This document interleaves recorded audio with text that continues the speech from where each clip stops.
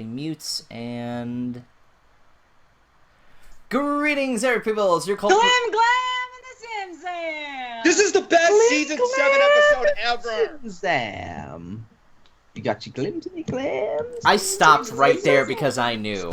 I have You're a getting sixth a sense. sense for it. A sixth sense for these. Alright, so yes, greetings, welcome to Roundtable's Magical Show. We take a look at My Little Pony, Season 7, 6, 5, 4, 3, 2, 1, Blast Off, and all that good stuff. We are here after quite a while. It's been a while since we've done one of these, but that's okay. We've had delays, and now we're actually here. So, joining me, of course, as always, is Kefram.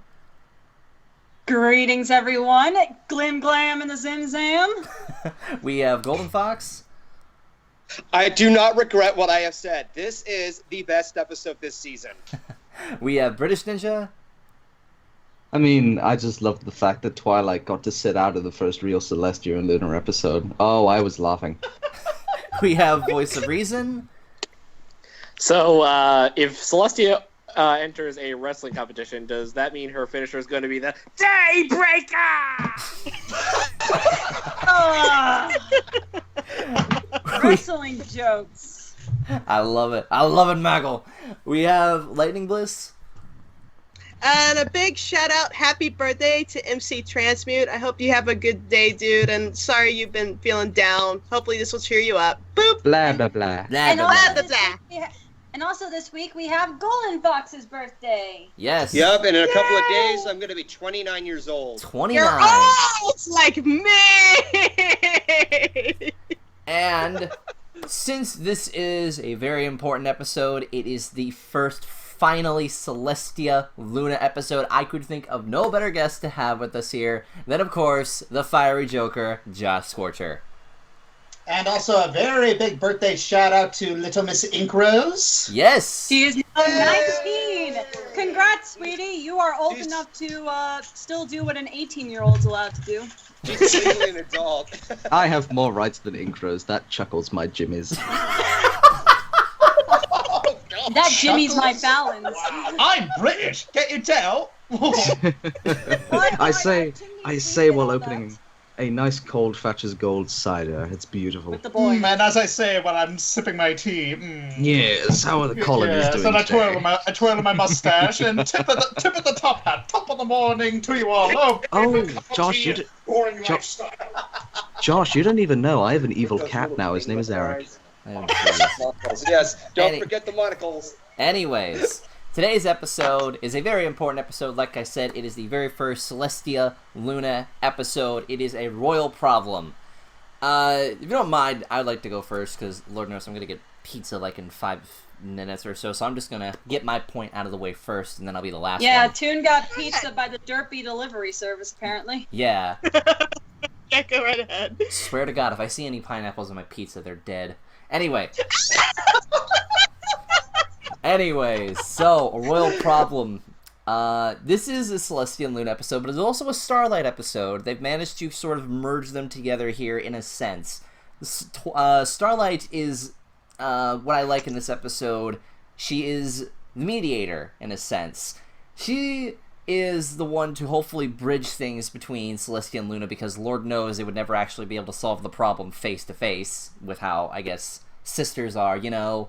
If anyone has any, like, sisterhood experiences, I don't know if this actually is a thing that happens, but thankfully, big thing I loved Starlight in this episode. I love that she was able to keep a level head. I like that she was able to think out of the box to try and get things working. I like that she was basically the reason why Celestia and Luna were able to come on common ground. I think that's very important between the two of them. And I like that even though this has her being like the third wheel in this episode, it doesn't come across as unneeded. She actually fits very well into her role for this episode. Because we could have easily had an episode with just Celestia and Luna. Or, well, kind of like, what was it, MLP Micro Issues number 8 or 9 or whatever. I think it was either one of those. But It was 8 and 10, I think it was. right, okay. So, really glad to see Starlight nicely fitting into her role here. And, yeah, Glim Glam the Zim Zams for the win. I cannot wait to get that on a t-shirt. I Are you having a little dancey there? Do you need to go to the bathroom, Blissy? Are you bouncing up and down? You know why I'm Which way did they go, George? Which way did they go? You're a jerk. Go ahead, Bliss. Go ahead. Yay! I can go next.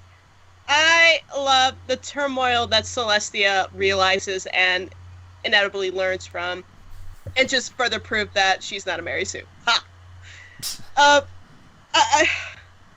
The turmoil that Celestia goes through when she deals with what Luna goes through every night is such an eye-opener and a bigger realization to, like, many things, like why there are royal guards there in Canterlot, for instance. Celestia isn't very battle royale capable, it looks like, or maybe she underestimated the powers of the world of dreams. That might be true, but the fact that she was stressing out and actually telling her youngest sister, I can't do this. I don't know how you do this. Your job is so hard. I can't do it. I don't know what to do. And it took her youngest sister to remind her that you have a lot of strength. You've been able to rule like this entire country for 1,000 years without me. You have more strength than you know. You can handle this. So it was nice to see that Celestia does have a line, and that she is, in fact, like any other normal pony, and she has struggles and stresses and concerns, and she needs encouragement to perform actions. And in this case, it was actually defeating beings that did not technically exist. But still, I thought that was such a humbling lesson to see from Celestia herself, and that was one of my favorite moments of the episode, was just seeing that emotional breakdown and then recovering and doing what she needed to do to save somebody. That was awesome. Anyway. Ooh. I can imagine the key is jumping up and down. Yeah, and me jumping up and down has the possibility of squishing half of our cast, so please pick me. Okay, Key, you're up. Okay. What I like about this episode. Wait for it. Wait for it. Who let the DJ into the room? What I like about this episode is that it made something that I made canon. You notice that when Celestia goes into the dream world, everything is displayed as orbs. I made a little. I made what you think of me. Yep, I can do. I made a video way back in the day of an animatic called Love Like Luna, and I put it in the Twitch chat. I had the orb idea, and they made a canon. They did. Oh my gosh! You even made an art piece of it and every. No, I'm so happy. And what also made me happy is that when I looked at that YouTube link, I saw that the animatic has over 14,000 views, which I haven't checked the view count in a long time, so that makes me happy. Hey, folks, if you make it 15,000, I may make a new Love Like Luna animatic with the whole full Love Like You song, since that's actually out now. So yeah, but I do. But yeah, I like, besides my bias, I do like a lot of the imagery in the episode. I guess that's how I tied it into an actual compliment. Which is still really cool, honestly. Yeah, like, the imagery of the episode is just so nice. Like, Luna's nightmare is a nightmare that I've had, of the teeth falling out, and just... Oh, God, yeah. That's actually a very common nightmare. Oh, yeah, but it's nice that they're actually using, things that are nightmares people have. And Daybreaker's design, I also love the fact, and I think it was Citra360 who pointed out, it's a full palette. Inverted. It's a palette swap. Yeah, it's an inverted thing of Nightmare Moon. Like, if you invert a picture of Nightmare Moon and invert a picture of Daybreaker, they look exactly the same in color, which I think is so ingenious. This shows why color theory is so important in character design. This is visually my favorite episode of the series, of the season. Series, there's still a lot more of the season so far, and It made love like Luna cannon. I'm so happy that I've been thinking about making a full version of a new version of that animatic with the full song for a year, for like months now, and I'm like, maybe no one will care. But now they made it canon, so they have to care. Okay, anyway, my fangirling aside, I shall pass it off to me. Voice. Okay. I love how this has become. I was like, oh, pick me, teacher, pick me. Except Top 10. I don't get picked this time. Okay, Top 10 anime betrayals. Never mind. I picked Golden since he's How's my. that treat the birthday boy? I picked Golden because he's my birthday boy. Go right ahead. Okay. So, this is something that this episode did of what other episodes failed to do, and those episodes being Honest Apple and Parental Guidance, and that is being so heavily one-sided near the end. In this episode, they actually get you to understand both perspectives evenly, which is something I think is much more important to teach your children instead of going black and white. And this has become like a bit of an ongoing thing throughout season 7, and it's been kind of getting under my skin. I'm not saying that going black and white is a bad thing, but the way they approach it, it's very questionable, and it gets very irritating. And it just like, it lets kids think like, oh, just pick this one side because they're always in the right, instead of letting you understand what those two sides are and actually thinking about those two sides instead of the other way around. And this is something in which a royal problem established. But Instead of Golden putting Fox, anybody in the it's a wrong. kid's show. Yeah, and kids shows also have the audacity and the capabilities of what they are teaching children. And this is a better example, instead of just, oh, this is the bad person, so he has to apologize. No. In the real world, it doesn't always work that way. You have to understand two different perspectives on why they do what they do. So, with that said, this is exactly how an episode should be written, not always going black and white. Sorry if I'm going too far in the deep end or getting hyperbolic about it, but You're okay. yeah, no, that's really just that one major flaw that got fixed in this episode compared to, Parental Guidance, which I don't want to say too much about because I've already said my piece on it. So anyway, who shall I pass it out to next?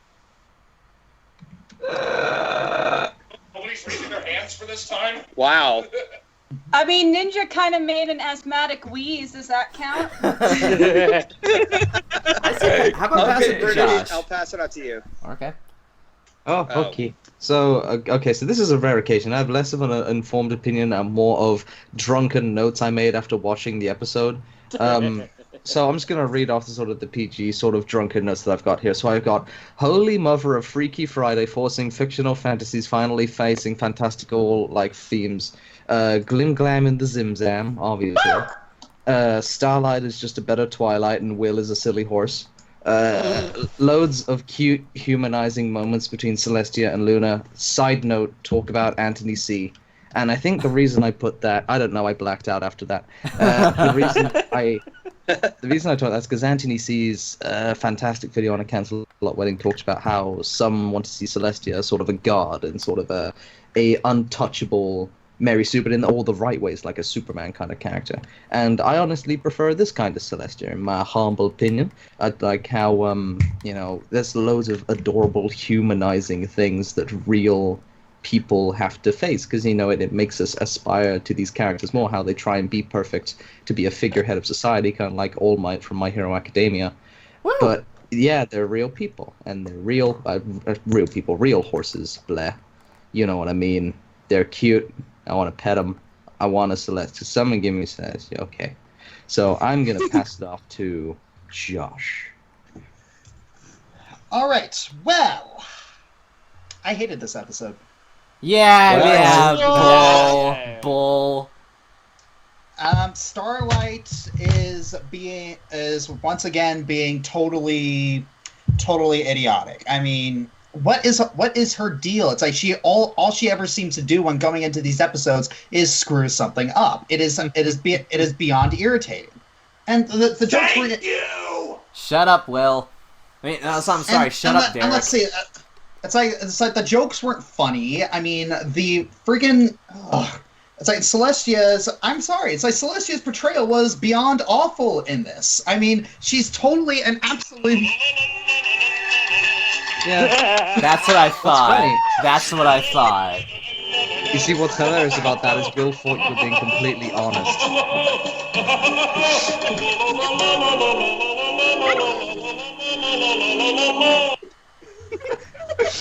I'm so happy right now. Shout out to Will for You're taking quite that finished, Mr. Scorcher.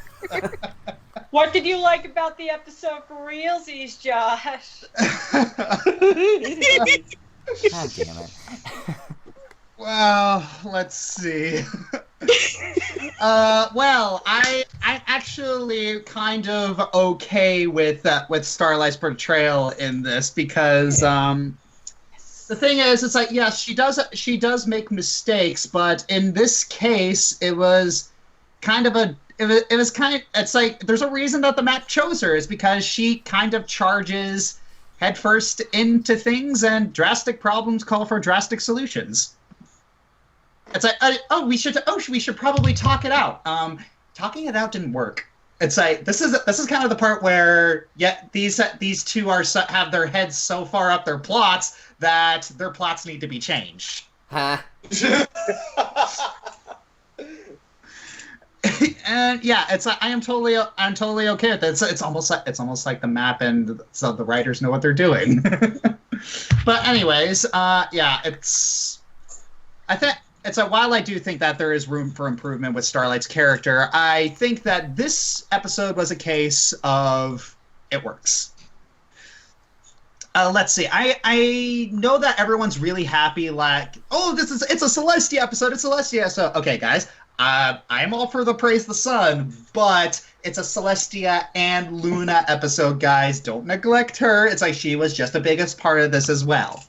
Yeah, but Luna had her own episodes. Yes, To be Luna. fair. Yeah, That's why people are we're hyped. specifically asking for a Celestia episode. We But kind of Celestia- got a half and half here. Blissy, let me hit you with the hard Be truth. happy with what you got, man. Celestia is nothing without Luna or someone to play off. Oh, She just Okay. Light the saint! Okay. Every character is nothing without anyone else to play off. That is true, I suppose. Actually, is there an episode where?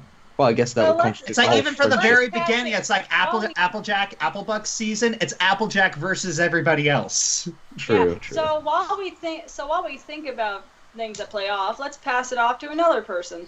Nice segue.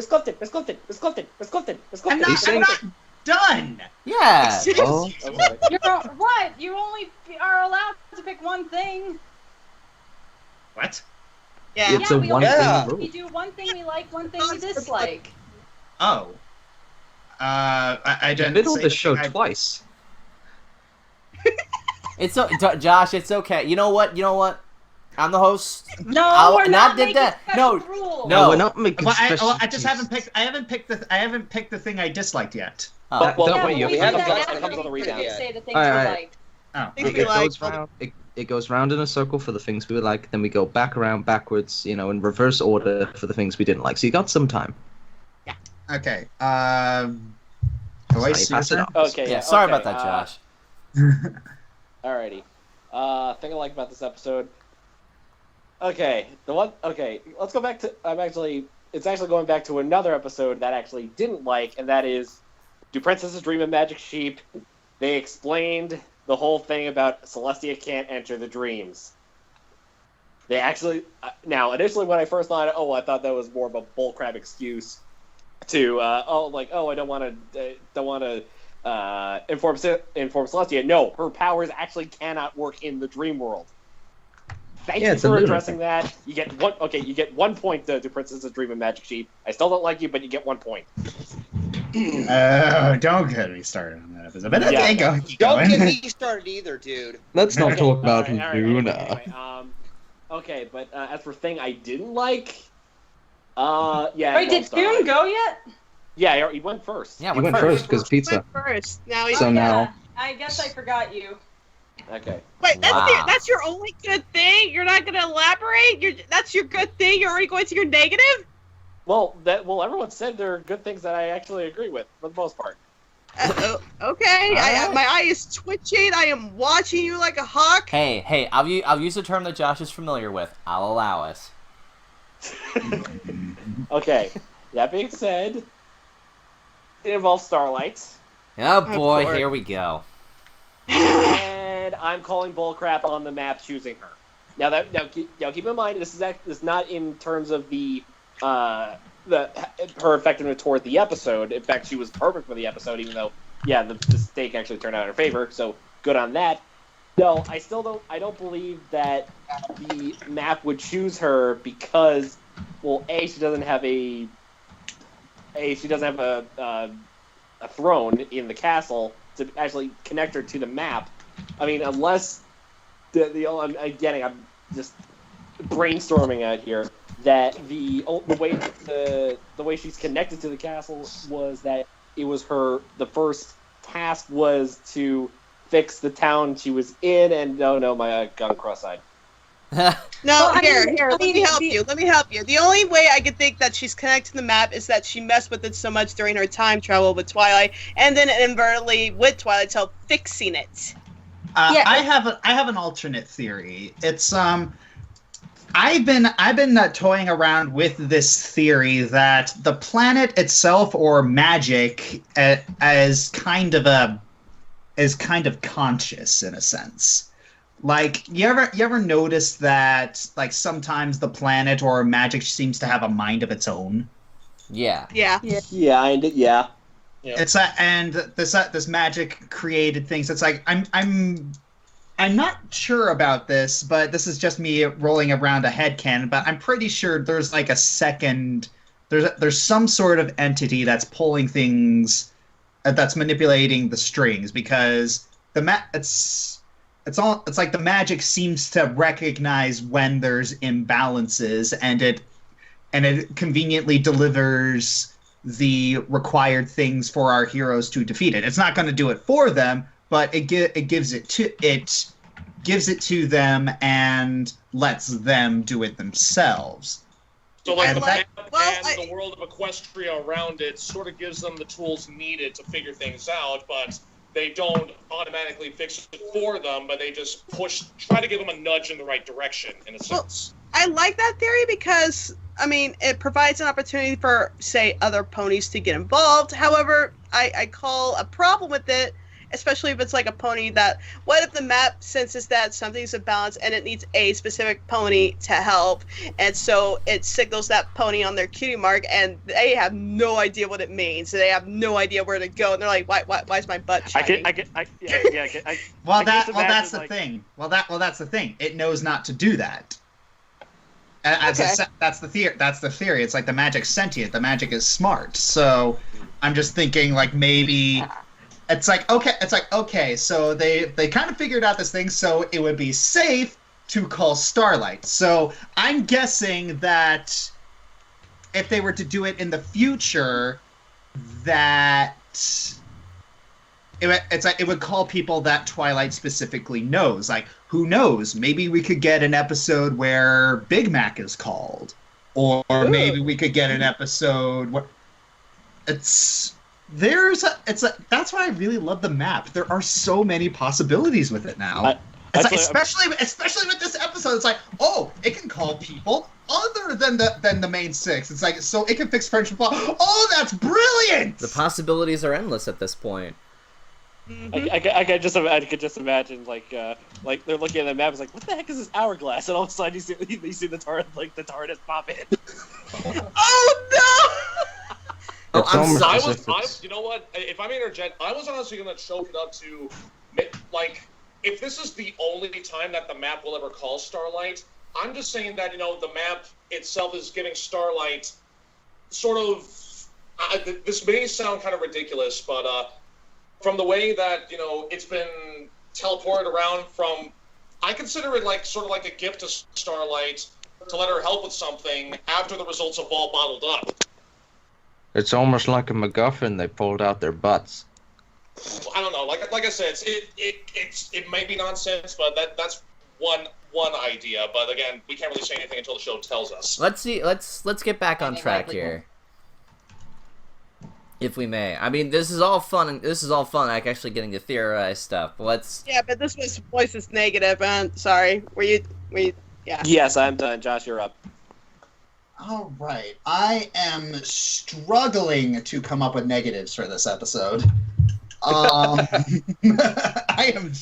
am really struggling.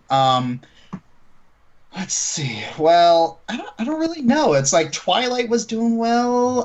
Twilight hyperventilating that she. Maybe the negative for me is that Twilight's behavior. It's a little weird that. It's like she's had her limits. She's had her. It's like I remember she actually told Celestia once, "Are you out of your mind?" And she didn't fear that lightning was going to strike her. And here she just kind of seems way too. She seems totally afraid of them now. I don't even think it's that. I think she was more afraid that it's her pupil that is dealing with them and not her. But I can see what you mean. But I still think it was Twilight personality, and that was another. I know one of my it was favorite funny. parts. Don't get me wrong. Guys, I am really stretching for negatives here. Yeah. That's I fine. am really stretching. If you can't find anything, go ahead and make something as a joke. I mean, that's usually what works. Luna is a complete jerk, dumping like the problems that she caused onto Celestia. Oh, I got something to say. Oh, trust me, yeah. I got something to say just about wanna Luna and my trash Luna. negative. Okay, I'm gonna pass the book. Who Okay. went before? I believe It that's- goes back to me. Oh boy, Ninja. All right. Now let me be clear. This episode's cool. It's a good contender for one of my top episodes this season. I will say this. It's a little too late. It's been 7 years, and it feels just really out of place for a Season 7 episode. It would have worked so much better as a Season 2 episode, with Twilight sorting out these issues, who would have obviously had an unstable relationships, because, you know, the whole Banished to 1,000 Years fiasco. Also, this episode answered a few long-awaited questions, only to pile on like 1,000 more on top of them. What the hell is Daybreaker? Why did Celestia recognize her? What happened in the past? How does this relate to Alicorns? Can Twilight Goose say Persean? Why is Applejack dreaming of her dead parents? Does Bruno Mars is gay? It suddenly makes no sense. You know, none of this is This is something explained. that only Celestia would know of, though. None of this is explained, and it's one thing for us as the audience to make theories around these issues. However, I don't want to give the show that luxury. I wish the show did its own darn explaining for once. And it's just unbearable knowing that this will possibly never be addressed. I completely agree with Madame Ink Rose and why she doesn't make Brony videos anymore, because the show just doesn't give attention to these aspects of grandiose world building and lore, and it infuriates me. It's so much wasted potential here. It's just going down the train and you're opening the train and clapping. What are you doing, people? Well, it's like going to your Daybreaker thing. It seems like it seems like it would have a very simple explanation. Like when Luna was gone, I had a nightmare that the same thing happened to me. Oh. There you go. Again, I want the show to say that. But that's the thing. It's like, how do you stretch that out into an episode? Well, that could be quite easily addressed in simple dialogue, I suppose. But again, I will state that we can clearly, you know, jump a few mental gymnastics and make this work, you know, because we're all creative individuals. We can all think of a decent story, but the show doesn't want to do that, and that's what frustrates me. The same thing kind of happened with like the Five Nights at Freddy's fandom, when, you know, the game just let its fandom make up its own story and theories around it, and then they just incorporated that into the game instead of writing an actual story around it. Same kind of thing. I'm pretty sure Scott Cawthon himself said, yes, I have secrets. You guys can make your own theories, but I have the actual true story, and I can't reveal it to anybody. I am fairly certain that Scott Cawthon didn't plan anything before Game Theory made its video. Well, here's the thing. It's like during a stream for Game Theory, it's like Scott Cawthon actually crashed the stream and started dropping hints. Ugh. Like, Okay, maybe I used a slightly superfluous example, but my point still stands. I want the show to answer these questions and not just leave them up in the air as well. I guess they'll give you stuff to make theory videos about, right? Wink. And it's just that Yeah, gets I will my I will give you that. It does feel like we're being it's yes. teased. It's like we've been patient. We've been very patient. I was telling people back in season 4, it's like, come on guys, be patient. I'm sure they'll get it eventually. It's season 7. I'm looking like a total dunce right now, guys. But at least we got it. Yeah, it's like if I may, I started chalking up yeah, it's kind of a little underhanded that they're not giving us the answers we want, but at the same time, they're trying to, I don't know if this may hold water or not, but I think it's just their way of, trying to keep the community, the fan community itself flourishing, so that they can keep making ideas and stuff like that, because they do want the community to flourish, because, without them, the show wouldn't be as successful as it is right now. So I also want to add something else. Even though it has a lot of potential for lore and a lot of open world and a lot of other elements, you have to understand the show is meant to be slice of life based. It's not Avatar. It's not those coming of age stories where you would have to watch every episode by chapter as a growing of one major story. They're individual episodes. Now, as for adding in those elements, part of which is due to the root of the fact that Lauren Faust wanted it to be something along those lines, but they're there despite that they're still slice of life, and the writers and the staff members just have to go and juggle both of these two around. And trust me, I wanted all this detail during season 4, and look what happened to me. So I would suggest you guys get control of yourselves before you make the same mistake I did during season 4. Golden. Okay, praising Golden. Well, Golden, here's you the are okay. It's okay. I'm going to say this is that I'm okay with the slice of life thing. It's like there are a lot of people who care about the things that care about the world building and details, and that's great. It's like I enjoy dabbling in that too, but I think I personally don't care about the world building problems. It's like I'm appreciative of when we get them. However, I will admit that the great world building that we got in the very first 2 episodes and all these world building tidbits, it's like it is a slice of life series, and it's trying to be a slice of life series, but it kind of introduced itself as an adventure series.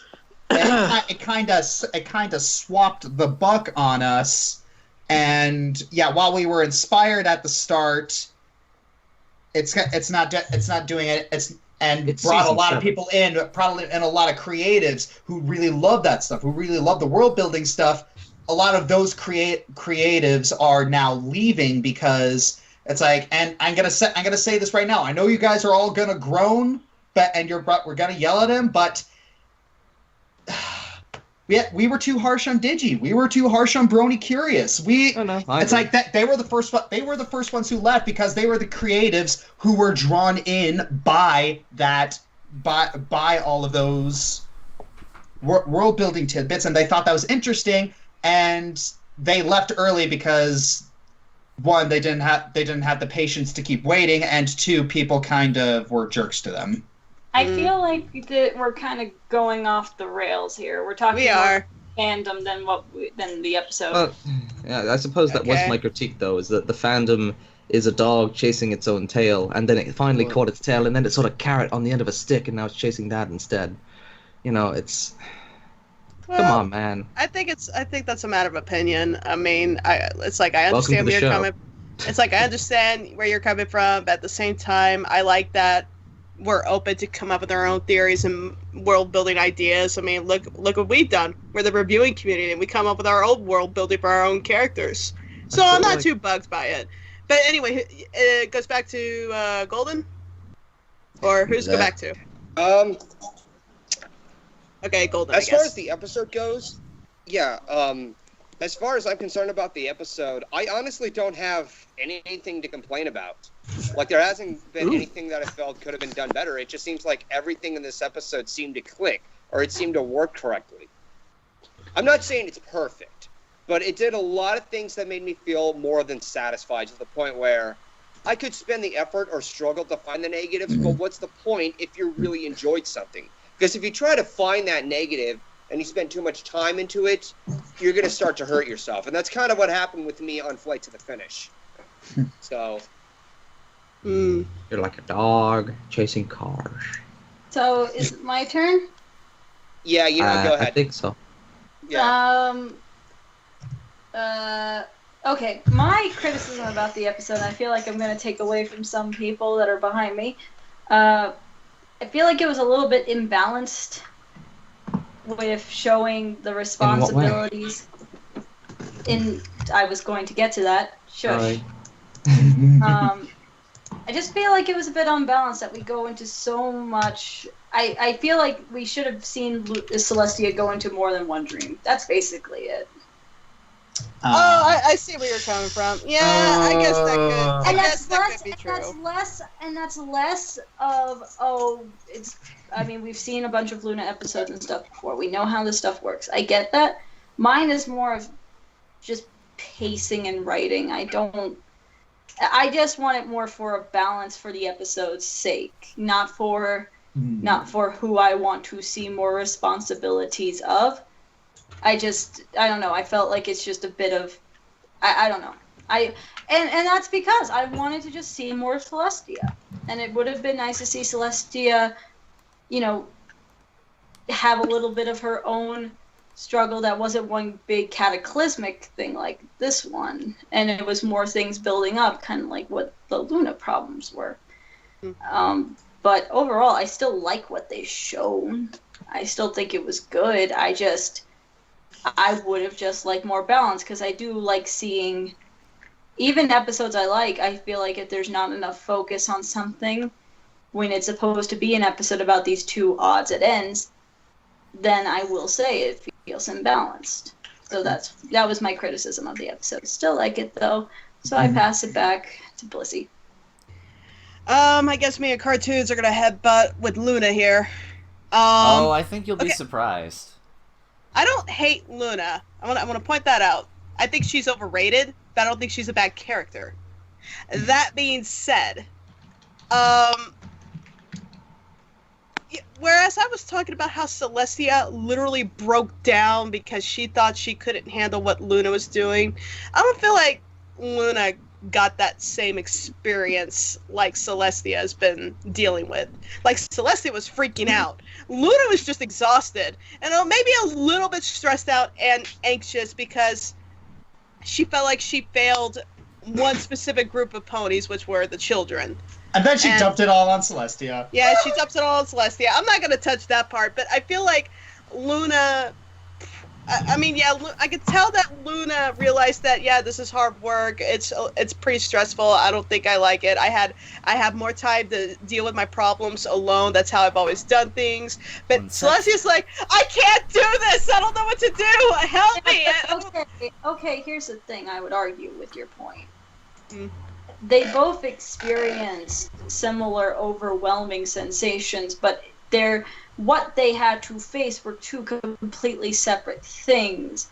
One was Luna having to face a bunch of practical issues and stuff in things she is not familiar with, which would lead to overwhelming via exhaustion. Celestia had to deal with two giant evil things that she didn't know how to deal with, so her thing would be anxiety and fear. I don't think the Luna would have... Do you think it's physical strain versus emotional strain? Yeah, basically. It is. Yeah. But Celestia, I believe, doesn't know how to deal much with a lot of psychological issues like Luna does. And Luna never really had to deal with too much practical stuff like Celestia did. So, yeah, that's what I sort of argue it out too. Okay, well, that's fair. But still, at the end of the day, I feel like my negative for Luna is that I feel like she could have appreciated it a little bit more than just like normally I have time to deal with these problems, but now there's just so many. I don't really. I'm just gonna go to bed, and I'm like, really? That's it? Okay. So I know I know exactly how it feels to to try and do something nice for someone. It's like, hi, I made you breakfast. It's like, I don't want to give you breakfast. Oh! And then it's like, and I'm sure parents get that all the time. It's like they make breakfast for you, and they don't even get as much as a thank you. They clean the house for you. They don't get as much. They don't get a thank you. It's. Yeah, but then again, it's great doing stuff for my mom, because it's like whenever I clean something or whenever I do something, she notices. God, you just don't understand me, Ma. All right. I think. Anyway, Zach, or I'm sorry, Cartoons, you're up.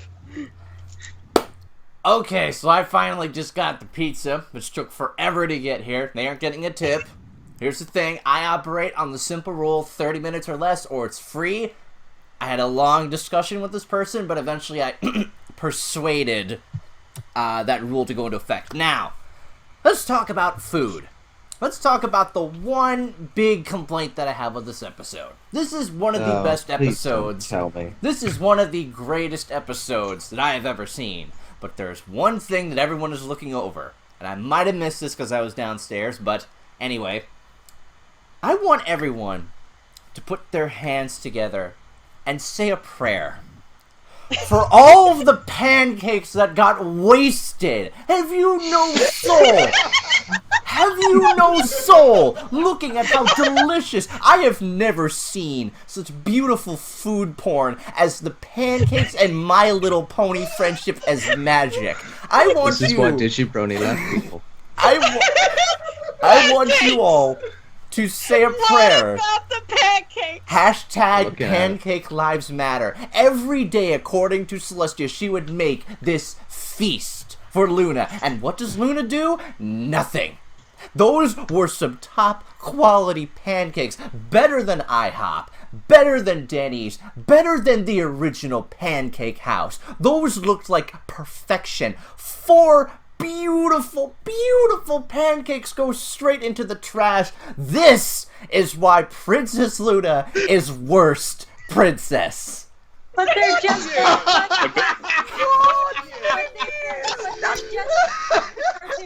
cartoons. I would just like to argue. Those are just empty carbs. Why not just have by all accounts, Luna had the more nutritious breakfast by eating a Screw pineapple. you! Let me have my pancakes. I bet those were buttermilk pancakes too. Okay, Kiki, I have to argue with you here. She had a pineapple one morning and then a banana peel the next. So you're saying that she's Look, I don't know what horses. I don't know what horses are supposed to eat. That Are is you like saying that she's a person who likes bananas? we are not. We are not doing that. Oh my god. Anyway, Into the harbor. I love that video. Anyway, so that's much. all I have to say on this. Now I'm really craving pancakes. I'm sure a lot of people are too. So we're gonna wrap this episode up. Pancakes. Did you see my artwork for the pancakes I did for my They comment? look so good. Why would you throw those away? I did throw them away. What landed on my head? Is the princess is? Well, I don't know. Never mind. That's a stupid question. What was your question? Pancakes is when they had pineapple on them. Don't get me started No. on that either. Anyways, we're gonna wrap this up real nicely. Key, if they've made it this far, what should they put besides hashtag Pancake Lives Matter? Glam zim. Yeah. Please tell me we're gonna get a shirt of that and give that to like Kelly Sheridan. Eventually, yes. Who knows? Keep an eye on my Redbubble. You may see a Glim Glam and the Zim Zam shirt. You know, if people buy some of my other products on my Redbubble, check it out today.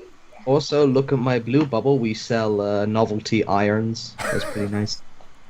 Novelty Really good steaming.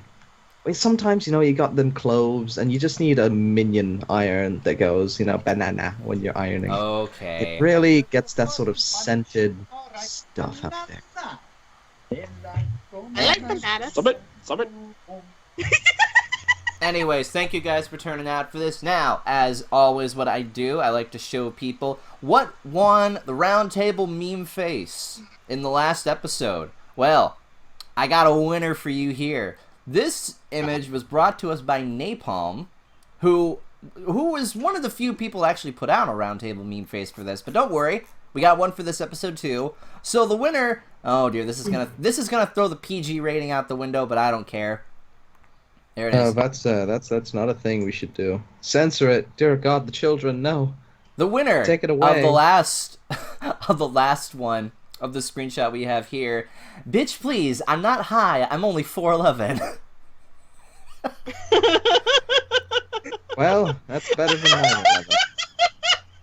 Congrats to Napalm for winning the hashtag Roundtable meme face of the last episode. Now, for this episode, we have an interesting one. Now, I'm gonna ask you guys to play a little. Oh dear, that's a big face. Hang on, let me squeeze that down for a sec. Where's the reset size?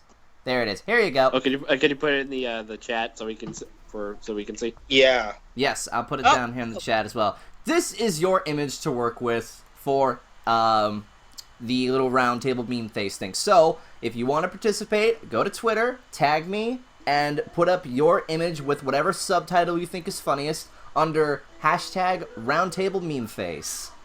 I have the weirdest boner right now. Oh my God! No! That's too obvious. She needs a hug.